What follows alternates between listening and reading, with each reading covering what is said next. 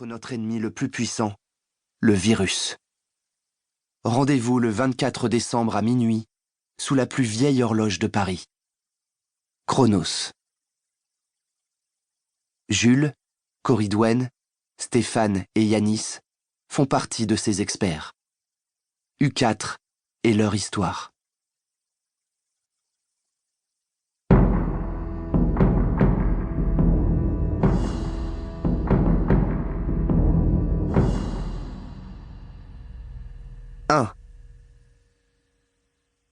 « 4 novembre, début d'après-midi. J'ai faim. Il n'y a plus rien à manger dans la cuisine. Plus d'eau courante depuis ce matin. Plus de gaz depuis hier. Plus d'électricité depuis 3 jours. J'ai eu beau actionner tous les interrupteurs en tâtonnant sur le mur à l'aveugle, essayer d'allumer les luminaires du séjour. Pas de résultat, rien. Aucune lumière. L'appartement est plongé dans l'obscurité dès la tombée de la nuit, vers 19h. J'ai heureusement retrouvé 2 torches dans la commode de l'entrée. Il faut que je me procure d'urgence des piles pour les alimenter et des bougies pour compléter mon éclairage. Je dois aussi me faire une réserve de charbon de bois et d'allumettes pour entretenir le feu de la cheminée. Il commence à faire froid et j'ai besoin de vivre. L'ego miaule sans arrêt. Il n'a plus de croquettes spéciales chaton.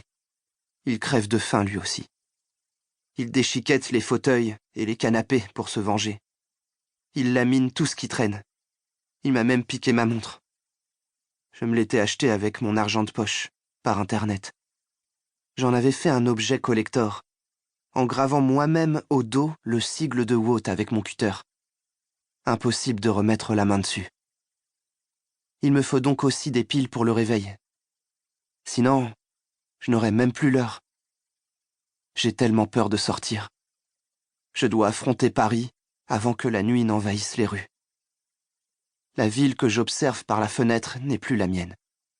Cette ville est inacceptable. Hier, j'ai vu des hommes en combinaison d'astronautes, avec des sortes de masques à gaz.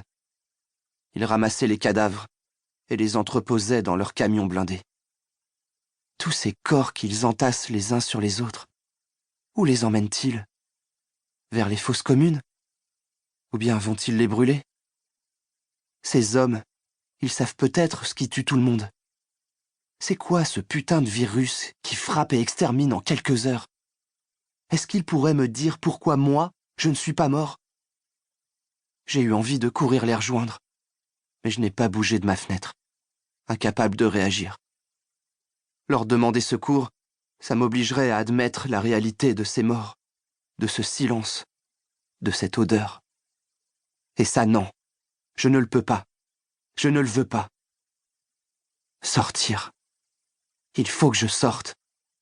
Il faut que j'aille nous chercher à manger. Tant pis si j'attrape la maladie.